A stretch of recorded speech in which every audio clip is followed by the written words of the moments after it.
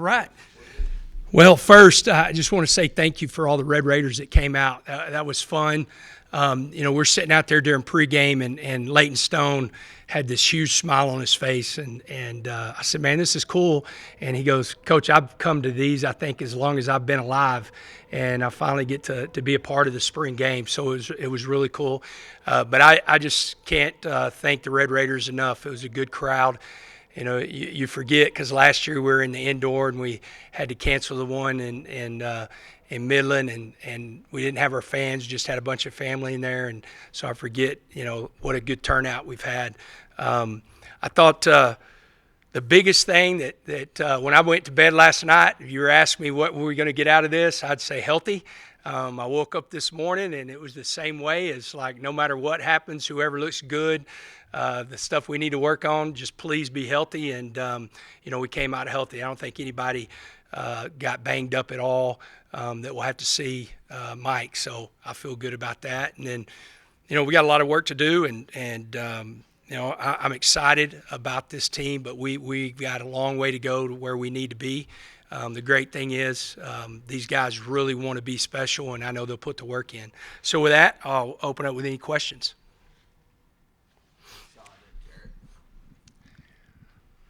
Coach, what did you take from this week that will help make the decision for you on the 105?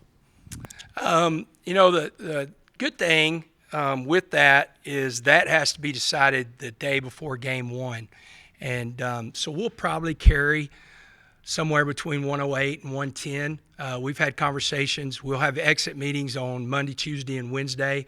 But the guys that were on the bubble, we've had conversations with exactly where they're at. We're in a good position that we've got some young men that came to Texas Tech to graduate from Texas Tech and play football, and so you've got a couple of different guys that came, to walk on to play football, and they happen to be at Texas Tech, and then you got a number of guys that came to Texas Tech to graduate from Texas Tech and play football, and so that'll kind of be our over 105 whenever we go into camp to give us some extra bodies. And we got a couple other guys possibly that can join this summer that are Texas Tech students that, have expressed interest and understand that if they don't make it, they're okay with it because they're going to school at this great university. We will evaluate this film.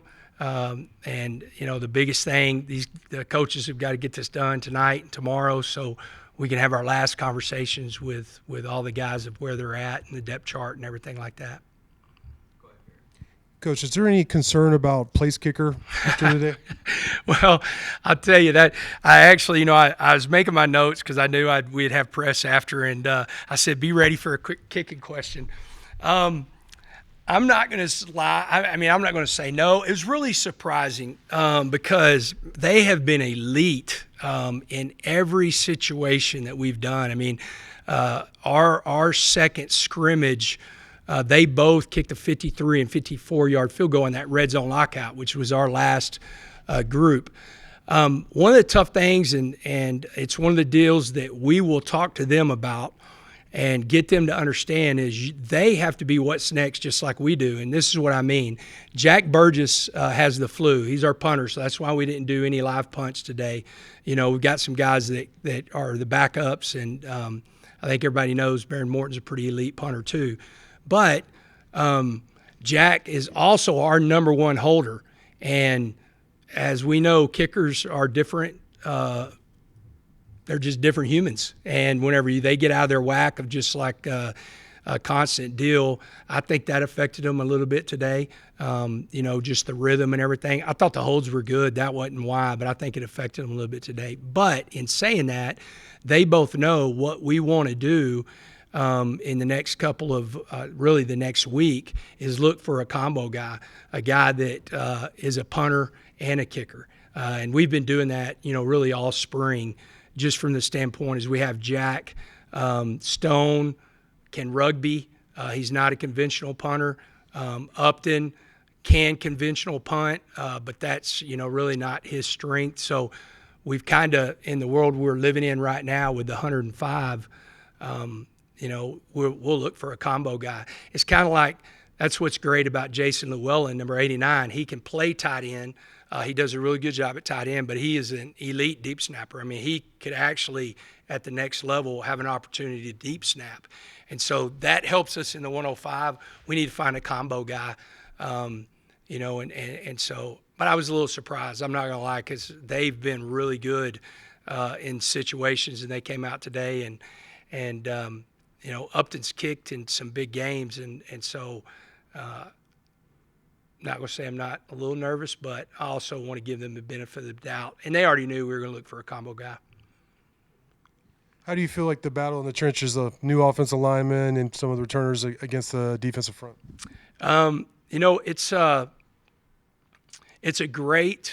It's fun to watch because I spend most of my time, especially in 101, 7-on-7s. I'm always down in the 101s and gravitate to coaching the defensive line. And, man, it's really cool to watch those guys, the way they help each other, man. You'll see Howard say, man, Romello, I knew you were going to do this just by your stance, and then vice versa. Hey, man, I was going to come inside because you overset me, and I knew after your first step you're going to overset me. So that's been good. It's good to see what we've done this spring, and it's good to know that I'll have Vinny Scurry back, and I'll have Hunter Zambrano back, who have played a lot of football. And then on the other side of the ball, we'll have Duda Banks back, who's played a lot of football, and we'll have Joseph Adedire, and so we just keep, add to that depth. It's been a lot of – I think Clay said it the other day, Coach McGuire, that it's really competitive, extremely competitive. I was really, really excited at the end of the game because, we went thud because we wanted to come out of here safe. But it's really hard to run the football during thud. And that's why we went live on that last group. We knew it would be somewhere between 14 and 25 plays. That's usually what we average in red zone lockout. And we were able to be more effective and stay ahead of the sticks running the football. And so I thought that was good the way it ended. Joey, I'm just curious, without Reggie and Coy and CD, just what did you think of the receiving today? And I know Kelby had a couple really good catches, and Layton had a good day also. Yeah, I was, the one thing that has shown up the entire spring is Carter and John Carlos Miller, their consistency and the ability to make big plays. I thought Kelby, the last 2 weeks, once Reggie went out, we moved him inside and outside. I thought that he's had a really good last 2 weeks, and I was excited that he made some plays today. And then it was fun to see a young guy, Leighton Stone, man. He made a play in that red zone lockout that, if he doesn't make that play, then, the defense ends up winning that period. And so that was good to see him really come on and do that. The thing with the interesting thing with some of those young guys, whether they're a redshirt freshman or freshman, they are in an offense that is more of a pro-style type, meaning that they're on the right side and left side. Most of these guys have probably lined up on the ball, on one side of the football, and never moved throughout the rest of the game. And now they're having to do a bunch of different things. And so I think the more they do it, the more the game will slow down, and you'll see them make plays.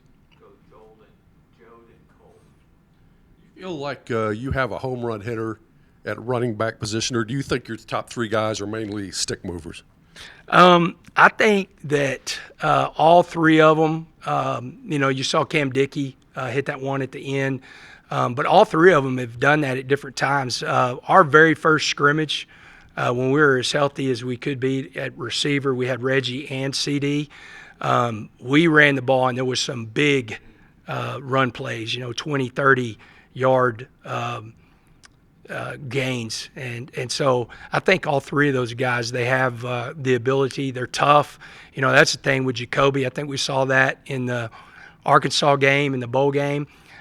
He's 185 pounds, but he's a lot tougher and more durable than just your normal 185-pound guy. So I feel good in that room with those three guys, and I do think there's some really speed in there. How do you think Will Hammond handled the first team reps today? The one thing that I told him, one, like we were in the 2-minute drill, the first 2-minute drill, you can't take a sack there. Like the thing that quarterbacks get that they've got to continue, and this would be Barron, and this is around the country, you never hit them. It's never live. So they have this sometimes mentality that they can hold on to the ball a little bit longer than what they really can. And so they've got to speed things up. I think he did a better job in the red zone lockout of speeding things up. That was one thing whenever I said, one, you can't take that sack. And two, it's a new offense, but he has to speed up the operation. Like we had a pre-snap penalty on Jacob Ponton coming out of his stance. There's no excuse that Jacob, he's got to stay in his stance, but you got to get the motion going. You got to be in a rhythm. It can't take forever to the ball getting snapped. And so that's not just Will being young, that's us being in a new offense that we've got to continue to get better in our operations. Is it just a toe injury for Reggie Virgil, or is there something else? No, we've had two. I'm going to start calling it the Jalen Conyer.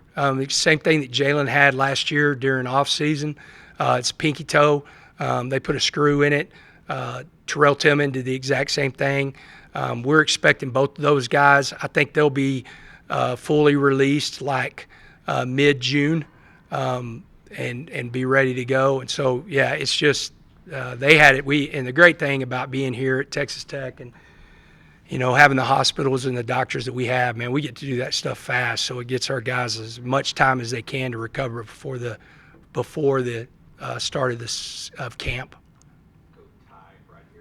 Hammond, Holden, Mitch, all of them were scrambling a lot today, having to roll out. How did you feel? Were you encouraged by the pass rush, or was that a little bit upsetting to see your offensive line not protect your guys?